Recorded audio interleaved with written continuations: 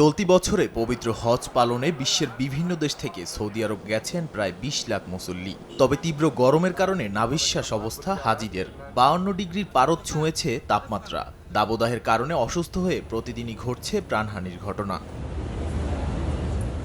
Saudi আরবের সরকারি হিসেব মতে পবিত্র হজ পালন করতে গিয়ে এখন পর্যন্ত তীব্র দাবদাহের কারণে মারা গেছেন ৬৫০ মুসল্লি। এর মধ্যে সবচেয়ে বেশি মারা গেছেন মিশরের নাগরিক। এছাড়া ভারতের ৭০ জন, ৬০ জন জর্ডানের, ইন্দোনেশিয়া, ইরান, সেনেগাল, তিউনিসিয়া এবং ইরাকের স্বায়ত্তশাসিত কুর্দিস্তান থেকে আসা বহু হজযাত্রীর মৃত্যু হয়েছে।